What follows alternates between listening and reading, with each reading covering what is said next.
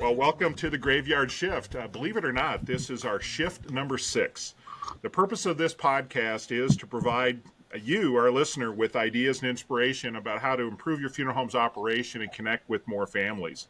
And as always, this podcast is brought to you by Passari. So, and once again, our cast of characters continues to show up. They continue to know how to remember how to turn on their camera and their microphone. So this is quite amazing. Nailed it. And with us today, we've got Matt Bailey from Bailey Family Funeral Homes in Connecticut, Gary Freitag from Spring Grove in Cincinnati, and then we've got Jimmy Lucas here in the home state of Texas here from Fort Worth. So as always, we'd love to have everyone's feedback along the way here. And you are invited to email your thoughts, your feedback, and in a rare case that we make sense, your compliments to the Graveyard Shift at Passari.com. And if you have any complaints, that's why we invited Melanie on the show today. Dr. Melanie Carr will be taking complaints this week. So if you can track her down, feel free to tell her all the things you don't like about the four of us. And Melanie only takes compliments, by the way. And all right. So once again, just to kind of set things up here, I think the premise of this show is there's just the understanding it's never been harder than it is right now to be a funeral service professional.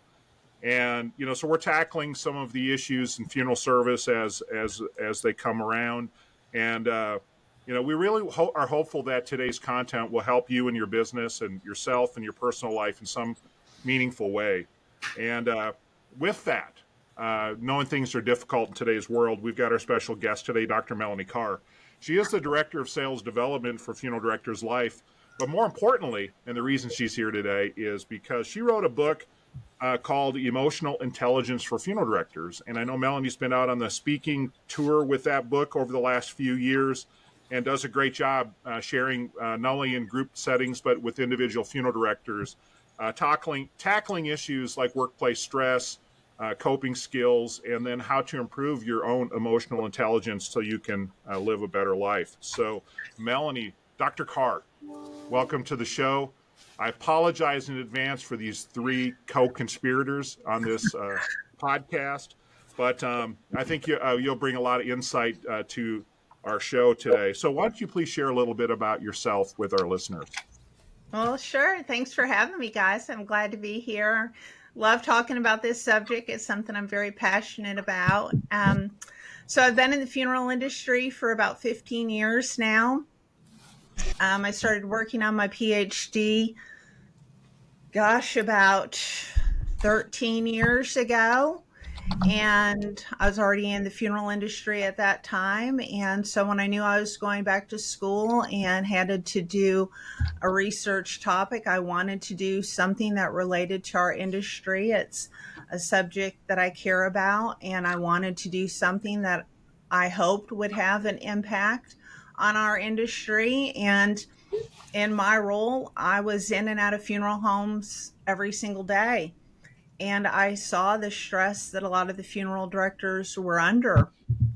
And I think in my role, a lot of them would be open and honest with me. They would share with me some of the struggles that they were having on their job and what they were going through. And so I wanted to look into stress and see if there was really anything that could be done to help their condition. So that's why I decided to look into work stress, and I think I kind of stumbled into something that I think could make a big difference with it. And that's where I found emotional intelligence and how that can have a real impact on work stress. And so, that's where I found my study and found some really good results with that. And that led me to my book. And from there, the book came out and I started speaking at different conferences, funeral homes. It's been really well received, and I think it's made some good impact. Awesome. Well, thank you. Well, just to point out, I think our listeners would already assume this, Melanie, but the amount of time you spent getting your PhD, Jimmy also spent that same amount of time in community college. So that's true. Yeah. And I made a picture book while I was there too. Macaroni plates? You could download it. Spoiler alert, Freitag. Oh, that's right. Well, yeah, we need to get Jimmy to get his macaroni plate artwork up behind him next to his cowboy hat. I think that'd be I awesome. can do that. Yeah. So one thing I wanted to do is open up to the panel first here. Is maybe if one of you could jump in and share a little bit about how workplace stress, and again, I think what comes to mind maybe some COVID stress and how you're dealing with how you dealt with that, and then how you're dealing with some of the workplace stressors that you've got going on, in your business or have had recently in your business. So, Colonel Lucas, could you share a little bit? I mean, you started with COVID, and that was nothing that none of us were prepared for that, right? There was a fear of what is this? How is it going to affect us? And just the sheer amount of death that was happening and how it impacted our profession and our colleagues here was, our focus is to make sure our families are having closure and being able to have a ceremony, and that was all ripped away on top of this crazy workload of decedents coming into our care. And so I tell people all the time, it is the most unhealthy moment in my professional career. I had a cot in my office. I stayed at the funeral home a lot. I handled it probably not in the best way, but I came out of that as a lot of folks did. Spent a lot of time trying to support my colleagues. That you could see the physical stress, but you could also see the emotional stress on them. And take away COVID, we have a hard job anyways, right? Mm-hmm. And so how do you compartmentalize that in our profession? Alcoholism, divorce rate, all these things are super high. It's important that we can compartmentalize these things. That's what we have to do when we're visiting with a family. But then how do we offload that in a healthy way? And we talk a lot about that. And is there someone you can talk to? Do you have a life coach or a counselor or a therapist? These were taboo 30 years ago. It was like just get your ass back to work, and that's not where we are. And that wasn't a healthy direction. And so encourage that. And there's a lot of folk. You got CANA, you got NFDA. They have a lot more peer support stuff out there. Meetings like this, virtual meetings that you can sit in and your colleagues can sit in. I'd love to include that. If there was a link once upon a time on a podcast where we had some of those available to listeners or those looking to how can I get some help from me and my staff or me and my colleagues. I don't even think I answered your question, but it was that was a horrible Keep going. time. We always are focusing on that.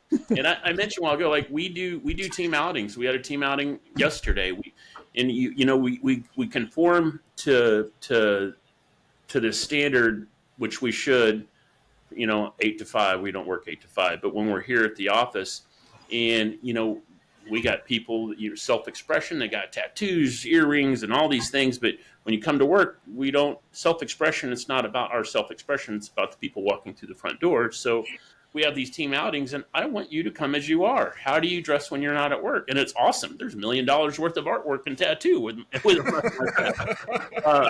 yeah. And I have a rule. I have a tattoo. Until you see my tattoo, I don't want to see yours here. So it's like those are. But the team outings are important, I think, because it humanizes our colleagues. And we get so focused on families first and the importance of that, making sure that every family is treated uniquely. But we also forget that the person working right next to us could be having a hell of a day. I mean, we've got a pretty big staff here. FDLIC has a really big staff. You think about that, Gary, Matt.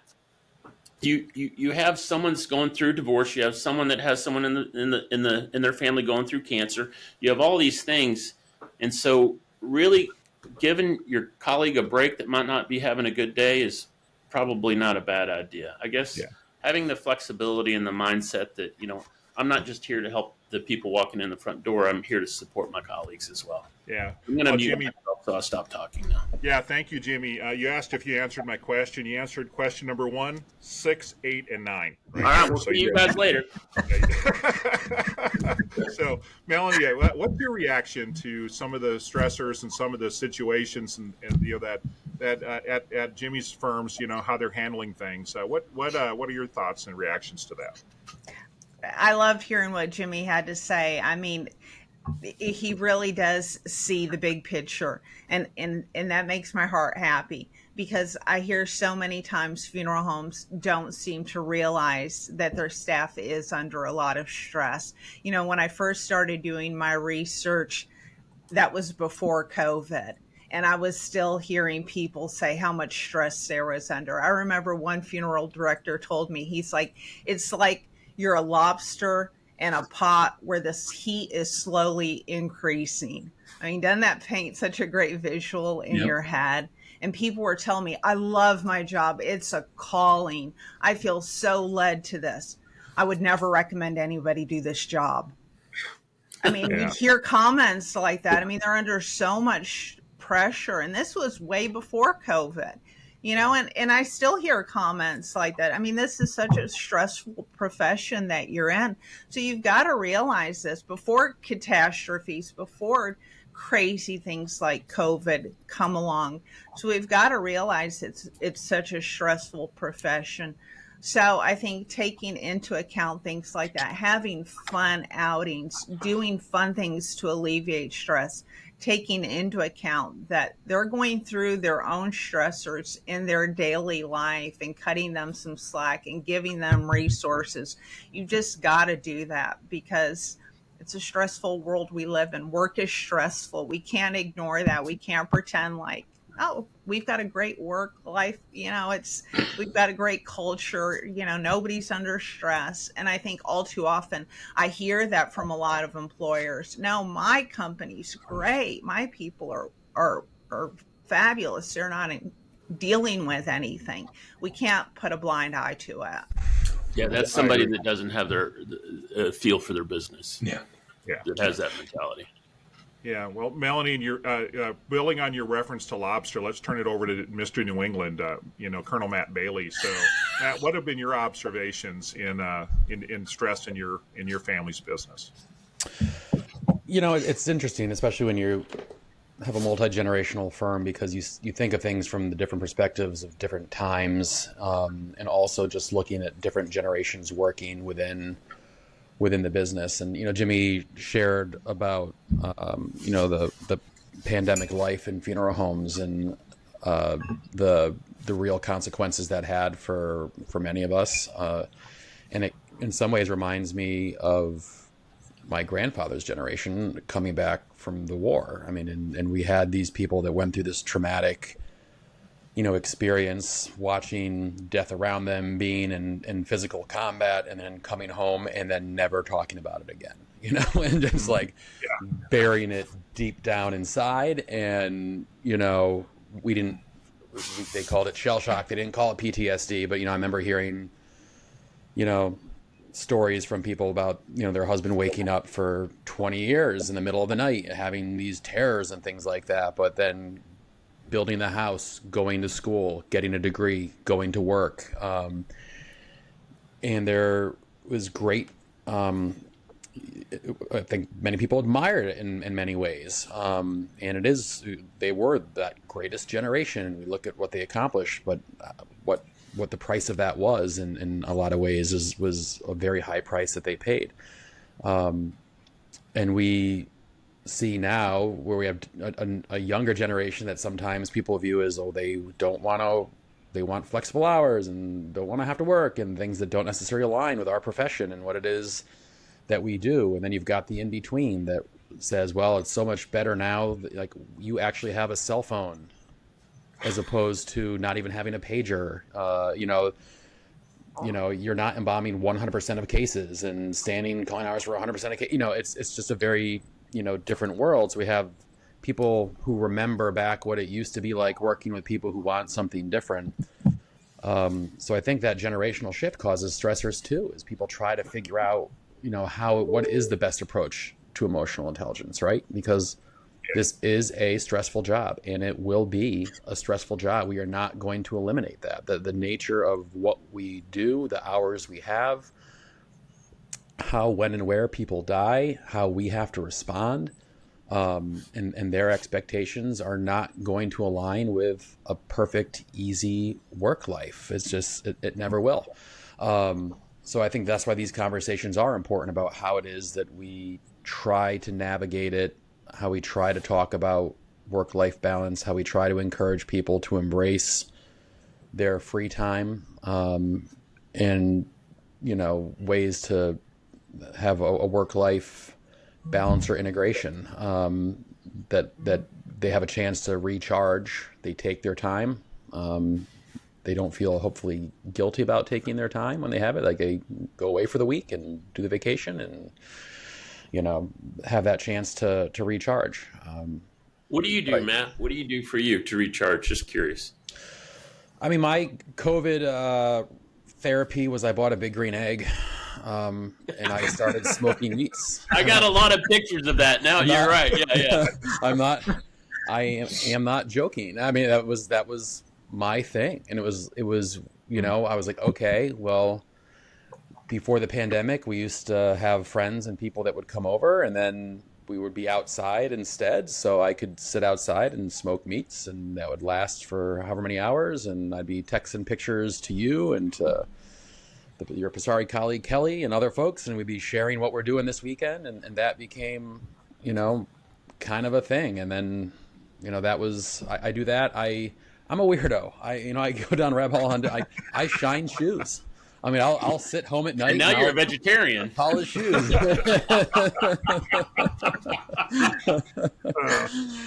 cholesterol's we've been all the way from smoking meat to shining shoes. It's been around the world. But I think it's just like finding something to kind of like shining the shoe is something that you could kind of turn the brain off with, and you could kind of like sit there and, I started reading again. I mean, Jimmy's shaking his head. No, I read both my books over and over. Reading. He's going to start reading any day now. Like I have 2 comics and I read them both, and I'm not reading them again. They're all colored in now. So Dr. Carr, so Matt was talking. He talked a little bit about the generational changes. And there's been generational change within funeral service too, and we're seeing a lot of challenges with the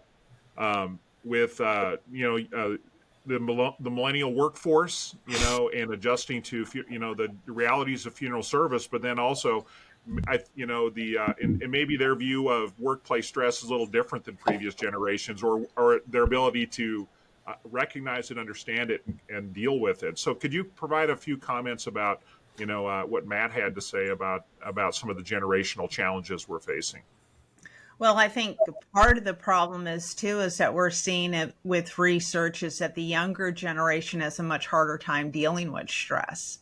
They're triggered much more easily. They're much more susceptible to it. Now, part of the research just shows that, they don't have the life experiences, right? So they haven't been through some of the things before, so they don't have the experiences or the tool chest to pull out, like, oh, I've dealt with this, I know how to handle it.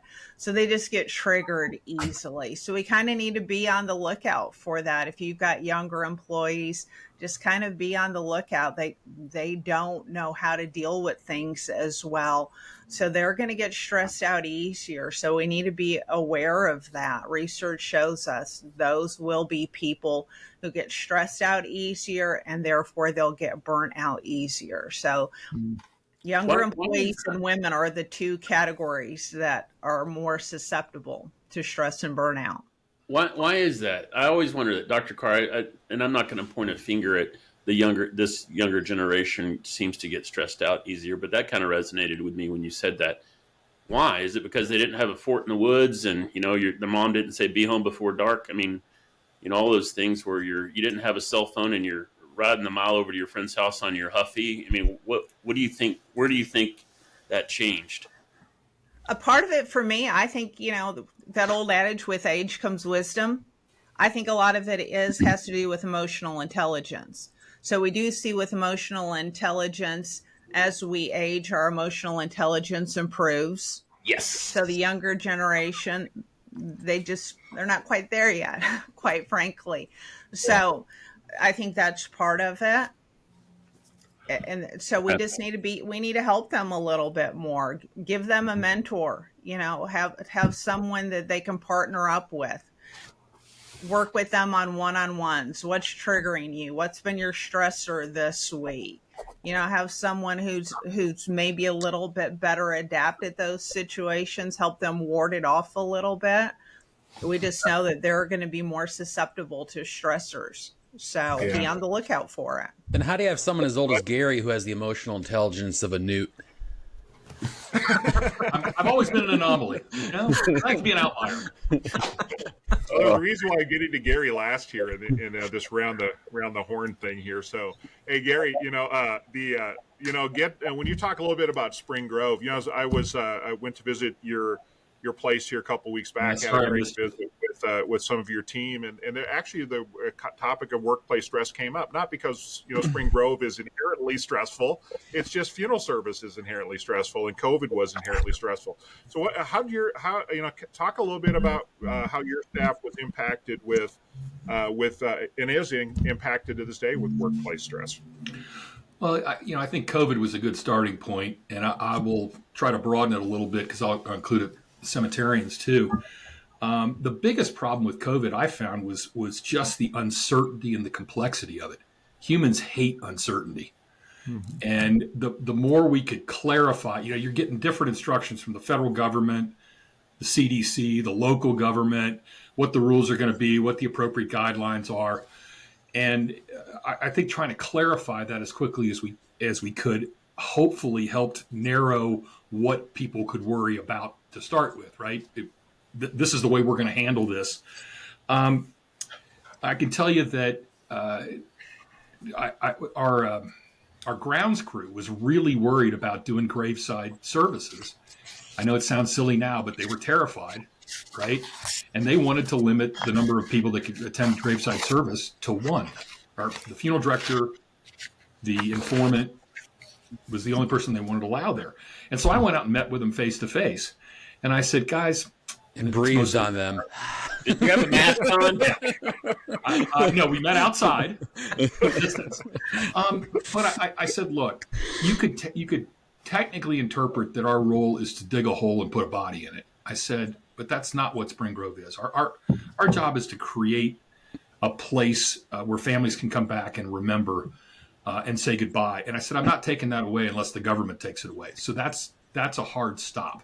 However, anything you can come up with that you think will reduce your personal risk or the risk to the interment crew, we're happy. Money's not an object. We'll try to find a way to make it work if you think it's going to reduce your risk. I think the silliest thing is I had one person say they were worried about getting COVID from the decedent. And I said, well, as far as I know, this is passed through respiration. And if the person in the casket's breathing, we got bigger problems. Mm-hmm. I kind of short-circuited that conversation. So you guys do Lazarus services? Yeah, there we go. I hadn't thought about that. We also did, we did a bunch of, I'm sure everybody did, bringing food in, saying thank you, hey, whatever you can do there. We also did a couple of frivolous things. We actually brought in a traveling petting zoo, which I know sounds silly. That was not my idea. Trust me, they know it's I bet it's not the first time you've done that. Yes, with my kids. And you said I was just there to visit. We did this in my fraternity at Harvard. Yeah. Horses. Oh, God. Anyway, the other thing that the lotion. Here we go again. Sorry, Dr. Carr. The other thing that I think mindset-wise, and we continue to do, is we still have managers that are you need to be here 8 to 5 and whatever. And I've tried to impress upon them as you're running this organization to try to give the frontline employees as much flexibility as you can. Mm-hmm. So you can't hold them to this whole 8 to 5 stuff, the old rigid stuff, because the fact is we expect these people to be available 7 days a week. If I've got an emergency, I expect them to pick up the phone call. So giving them a little slack on, hey, I need to take 2 hours to take my daughter to a doctor's appointment. Obviously, the families come first, but just having that mentality that where I can be flexible, because that takes another layer of stress off some of the family obligations that our employees have. So that's one of the things I've tried to do to try to mitigate that. And I guess the last thing I would say is for the younger people, Jimmy, I think part of it is they don't have as much face-to-face interaction as we used to. I believe that. That's right? A lot more of it is text and email.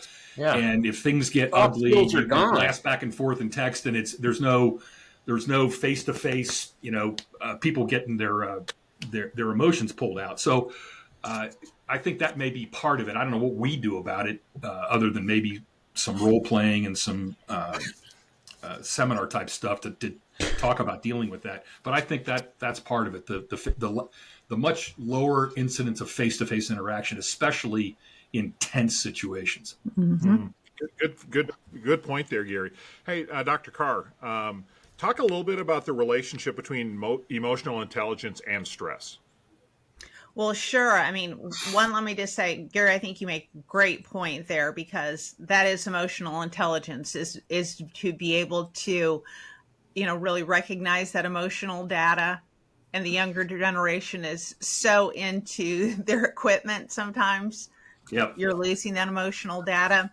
But yeah, from my research, what I'm really finding is there's an inverse relationship between emotional intelligence and stress, meaning that the higher your emotional intelligence is, the lower your stress is. So to me, that's really exciting, because that means there's some personal control here. We can improve our emotional intelligence. Research shows that. So if you work to improve your emotional intelligence, that means you've got control over your stress levels. So the more you work to improve it, the lower your stress will become. So that's, to me, really exciting. Something you can do about this. How do you build on that? What are some good ways to build on improving emotional intelligence? And I'm asking for a friend, Matt Bailey. I guess I'm hopeless. Sorry, not my words, yours, Gary. Well, let's talk about that. So emotional intelligence, there's 4 different components to it. It's how we perceive emotions, how we understand emotions, how we manage emotions, and then how we utilize emotions, both within ourselves and then with other people, right? So to me, it's really easy, but it's hard at the same time. A lot of people think, this is a quick fix, and it's not. It takes a lot of practice, but it's relatively easy to do. But it's about being cognizant of doing it. So you've got to focus on it. And I think that's sometimes challenging for us, because so often when we're interacting with people, we're not thinking about those things, right? You're having a conversation with someone, but you're taking notes. You're not looking at them. You're not reading their body language or paying attention to their verbal cues. You're busy thinking about what's the next question that I need to ask them, or, I've got to get notes down, and you're not even paying attention to them. So it is about focusing more on that other person and really trying to what do I see in that person? What am I reading in Gary's body language right now? What do I think he's feeling in this moment? What do I need to manage about my feelings in this interaction? How do I need to manage him? I can tell Matt's trying to hold back a chuckle right now. Do I want to make him laugh? How do I make him laugh? Or how do I manage it so he doesn't laugh? You need to start thinking those kind of things. And if I do want to bring forth laughter, how do I utilize these emotions in this room to get my desired effect, right? So if you start cognitively thinking about these things, that's how you improve your emotional intelligence. So it's not that hard to do, but you have to really think about it. So it's taking those steps. So you start really practicing, really. So you motivate yourself to be thinking about, okay, Why do I want to do this? Well, you want to do it because if you start doing this, one, it's going to lower your stress. But we also know it makes you more productive at work. It makes you happier.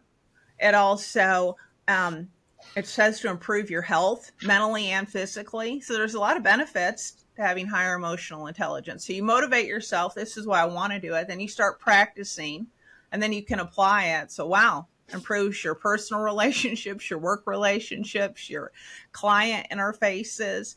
And then you start applying it, right? And then you get to your desired result. So it's not that hard, but it does take practice. So you have, after you have a stressful interaction or just any kind of interaction, then afterwards, kind of go through it. Like, how did that interaction go? What did I do really well on? What kind of clues have I missed? How could I have improved upon it?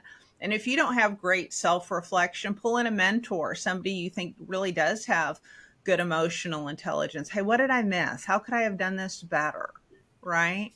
And day by day, you'll start getting better at it. It just takes some practice, like anything does. Yeah, my takeaway is we really need to focus, listen to hear and not listen to respond. Right. Yeah. Good. I think there's something innately satisfying too in really genuinely connecting with people.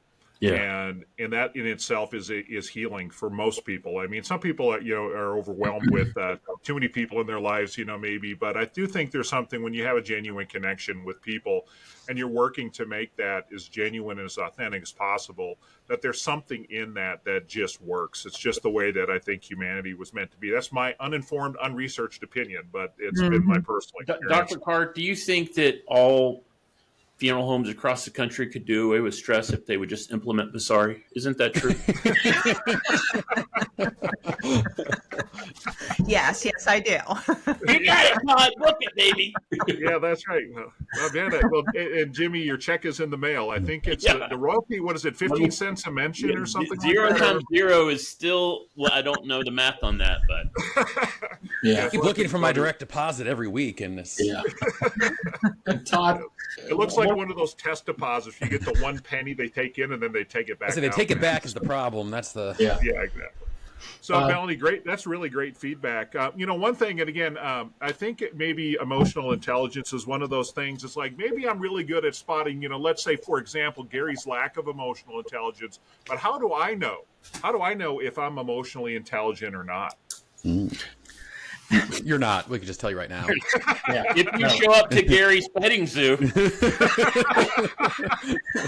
the goat that bites really depends on how good you are at being self-reflective. Yeah. Some people are good at being self-reflective, some people are not. So, if you're not, you probably can't tell. Some signs of low emotional intelligence are people who tend to be very reactive. Somebody makes them mad, and so they're yelling, or they hurt their feelings and they're immediately crying. They just can't control their emotions real well. Someone who's always the victim, it's never their fault. It's always somebody else's. They can't take blame, they can't take criticism. And then they just ruminate on a problem. They just get fixated on it and they can't get past it. So, those are pretty good signs that somebody's got pretty low emotional intelligence. Somebody with high emotional intelligence, they're usually your go-to person. They work well in a team. They usually handle stress really well. They handle conflict really well. They're really pretty calm in a storm. They don't get flustered very easily. People like to go to them. They're just kind of pretty even keeled and they learn from their mistakes. They're pretty accountable. Yeah. I don't think we have any of those people on this call. Say that again, Jimmy. I'm just kidding. Oh. Would you say, Freitag?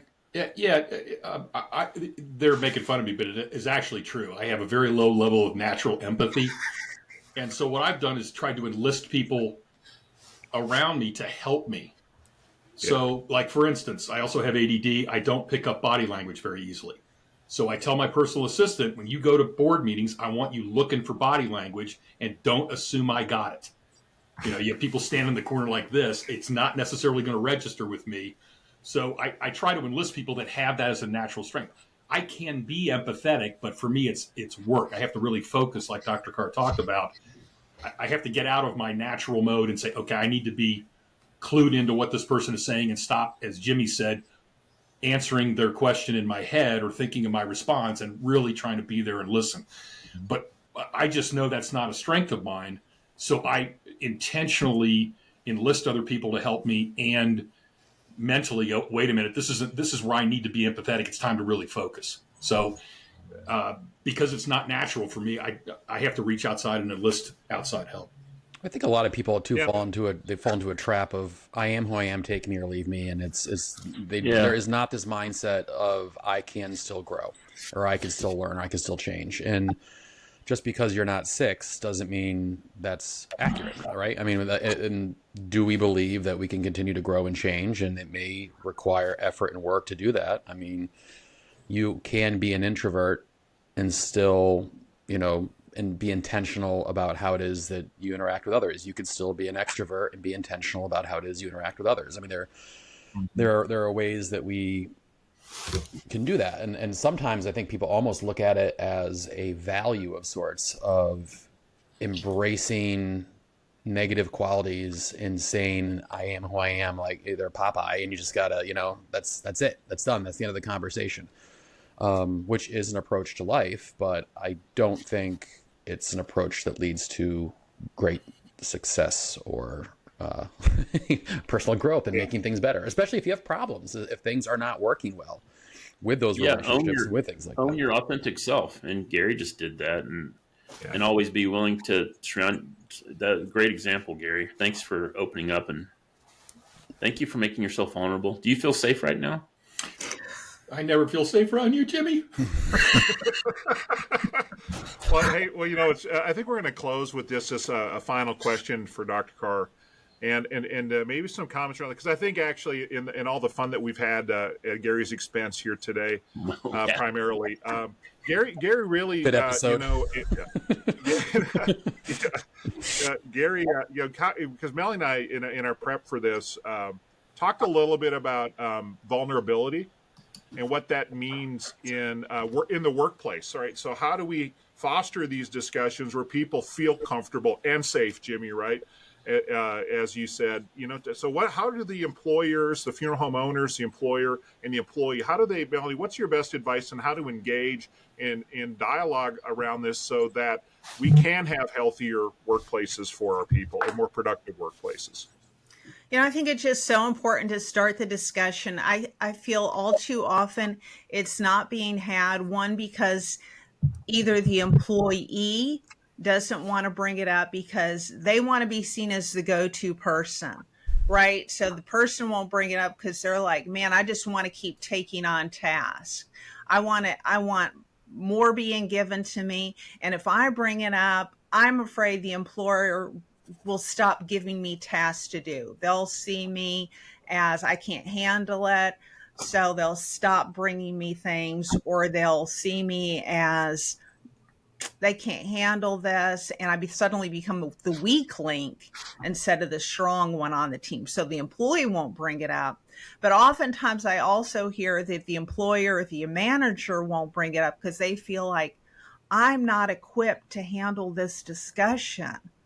I don't know how to help them if they say I am stressed out, right? I hear that a lot. You don't have to be the expert, I think, is the bottom line. Most of the time it's not a mental health crisis, which I think most of the time is what the big fear is. Somebody's going to come in with a real crisis. Most of the time it's not that kind of a situation. So start the conversation, make this more of a commonplace thing. Sometimes it is something small that you may be able to help with. Sometimes people just want to be heard, like Todd said earlier, we want an authentic relationship. So have this conversation, make it part of your regular thing. Instead of, are you feeling stressed? What's causing you stress? Because Can we all be honest and say, do we have some stress at work? Yes. I'm feeling some stress at work right now. I can be honest with all of you on this call. I'm feeling some stress at work. We all do. So let's not bury it under the sand. Let's not pretend like, no, my life's perfect. I don't have any stress at work, and just bring up the conversation so people can be more honest about what's going on at work and have a real conversation about it. I think is what's important. And thanks, Melanie. And we really appreciate you and what you brought to our table here today when it comes to emotional intelligence and workplace stress. I really do think we've had some great discussion about what emotional intelligence is, what it means to grow in our emotional intelligence, the benefits and the outcomes that we all get from that individually and in our businesses. So thank you for that. Thank you for your contributions to funeral service in this area. That it is really a great service and a great ministry, if you want to look at it that way, that you provide to our professionals. I'd like to say this as we close up. First of all, thank you to our panel again. Thank you, Dr. Melanie Carr. If you have comments, you have thoughts, you have opinions that you'd love to share with us, it's the graveyard shift at Passari.com. We'd love to hear something. And I just encourage our listeners and our viewers to do this. Take something that you learned today and put it to use. Right, and find something that you can do to help yourself and help your team, and that will only further our collective cause here of making sure that families have healing and meaningful funeral services.